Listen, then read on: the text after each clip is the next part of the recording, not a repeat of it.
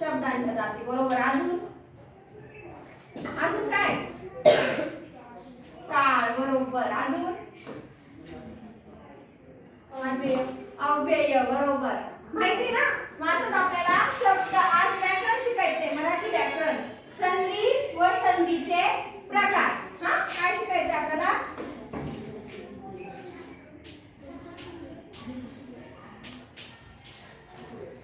संधी व संधीचे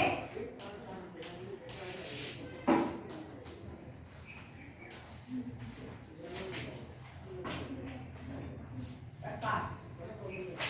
माहिती का संधी म्हणजे काय माहिती कोणाला?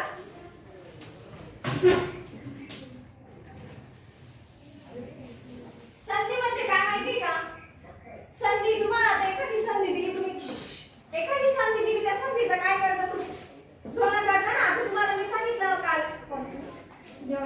मी टाकलं जोडणे. या संधीचा अर्थ काय आहे? जोडणे बरोबर. आता संधी अभ्यासताना आपल्याला बघा वर्ण स्वर वर्णमाला हे आपल्याला माहिती पाहिजे. हे तुमचं सगळ्यांना माहिती ना. स्वर किती आपले ओवेल्स. ओवेल्स 5 आहे बरोबर. इंग्लिश मध्ये ओवेल्स 5 आहे. तसे मराठी मध्ये किती वर स्वर किती मराठीत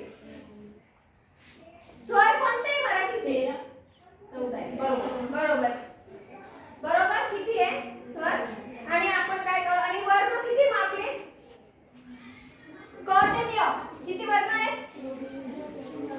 नाही 26 इंग्लिश अल्फाबेट मध्ये 26 आहे 26 बरोबर. मापले तसे मराठीत किती आहे 52. किती आहे बरोबर. कसे क ते ञ पर्यंत. क ते ञ पर्यंत ही काय आपली वर्णमाला आहे आणि क ते हा आपले काय आहे स्वर आहे. काय स्वर आहे बरोबर. एवढं कळलं का? मग आता आपण संधी आणि संधीचे प्रकार अभ्यासतोय. जेव्हा आपण संधी आणि संधीचे प्रकार अभ्यासतो त्यावेळेस आपल्याला स्वर आणि वर्णमाला ह्या दोघं यायलाच पाहिजे. तर आपल्याला संधी कळेल नाही तर संधी कळणार नाही. आता तुम्हाला माहिती का संधी म्हणजे काय? संधी म्हणजे काय माहिती आहे?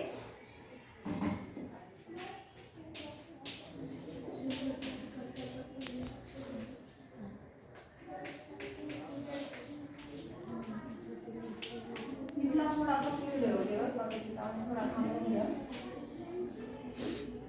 बघा संधी स्वर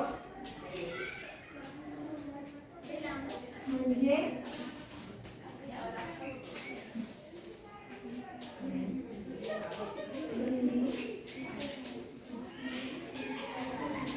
संधीचे किती प्रकार पडतात? हो बरोबर. किती स्वर संधी व्हेरी गुड बरोबर. किती प्रकार पडतात बघा. सगळ्यांनी मला लिहायचं बरं का.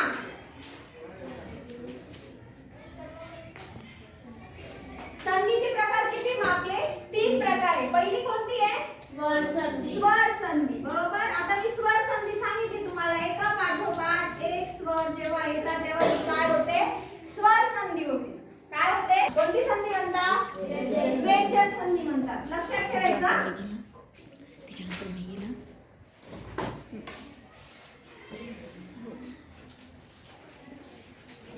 कोणती संधी म्हणतात?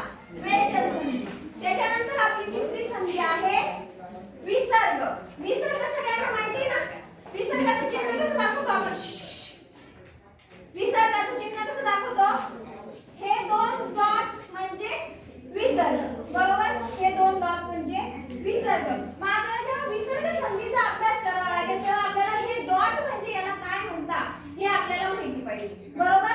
नाहीतर तुम्ही विसर्ग संधीचा अभ्यास करा पण ह्या चिन्हाला काय म्हणतात हे जर तुम्हाला माहिती नसेल तर तुम्हाला विसर्ग संधी कळेल का? नाही कळणार बरोबर. आपला तिसरा प्रकार काय आहे?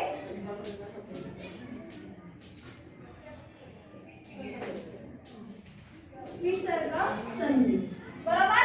एवढं कळलं. आता विसर्ग संधीमध्ये बघा जसं दुःख. दुःख कसं लिहितो आपण? दुःख शब्द कसा लिहितो? असा लिहितो की नाही दुःख शब्द? विसर्गाचं चिन्ह देतो आणि मग दुःख शब्द आपण लिहितो. आता आपण याचे उदाहरण स्वर म्हणजे काय आपली संधी. हा आता विसर्ग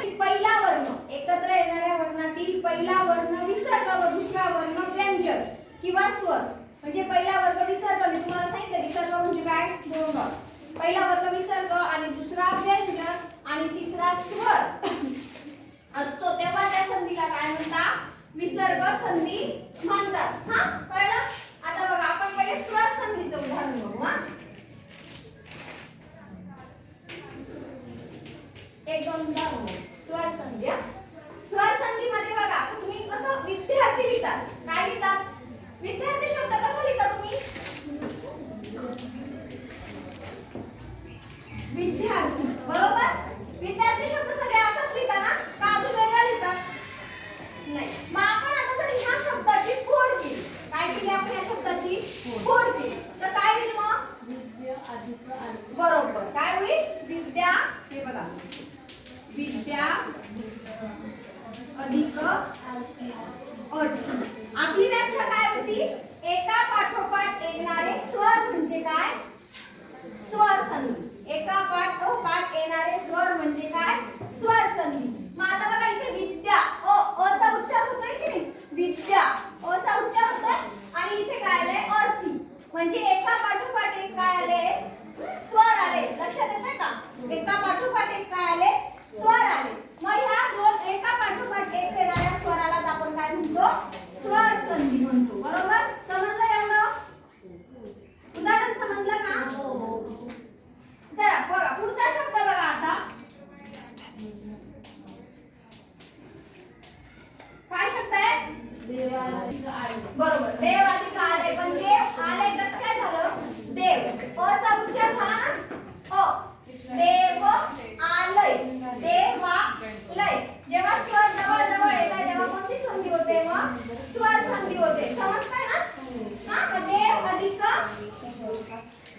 हे बघा, देव अधिक आलय, काय झालं, देवा लय, काय झालं, समजलं एवढं स्वर संधीचा. चला पुढची संधी बघू आपण ना, विसर्ग संधी. विसर्ग संधी, विसर्ग संधी बघा आता आपण दुःख शब्द घेऊ. दुःख शब्द सगळ्यांना परिचित आहे, बरोबर की नाही, दुःख शब्द सगळ्यांना परिचित आहे. त्याच्यानंतर निष्फळ, निष्फळ, बरोबर. आता आपल्याला निष्फळला काय करावं लागेल, विसर्ग अधिक फळ, बरोबर. काय झालं, निष्फळ. हा दुःख. मग आता काय लिहावं लागेल आपल्याला, दुःख अ चा उच्चार होतोय, ऐका शब्द बोला तुम्ही, दुःख अ चा उच्चार होतोय ना. मग आपण काय शिकलो इथे, स्वरा पाठोपाठ वर्ण. हा स्वरा पाठोपाठ वर्ण आणि त्याच्यानंतर येणारे दोघी व्यंजन, याची संधी म्हणजे कोणती, आपली विसर्ग संधी. मग आता बघा दुःख, बरोबर. काय झाला, दुःख. हा इथे अ चा उच्चार होतोय की नाही, दुःख होतोय ना. समजली ना आता, व्यंजन संधी समजली का, व्यंजन स्वर संधी, अजून व्यंजन संधी आणि विसर्ग संधी. एवढं कळलं का, एवढा भाग समजला. याच्यावर ना सगळ्यांनी उत्तर द्यायचे मला. संधीचे डॅश डॅश प्रकार आहेत, कोण सांगेल, व्हेरी गुड, बरोबर. एका पाठोपाठ आलेले दोन वर्ण एकत्र होणे म्हणजे, व्हेरी गुड. हा त्याच्यानंतर संधी म्हणजे काय, संधी म्हणजे काय,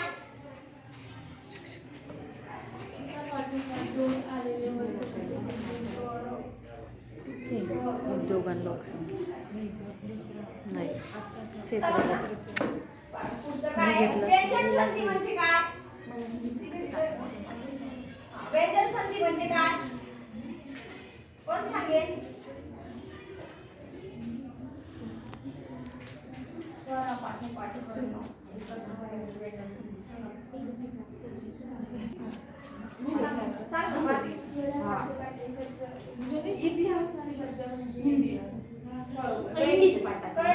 आता मी तुम्हाला उदाहरण शिकवले की नाही, सगळ्याचे उदाहरण शिकवले ना.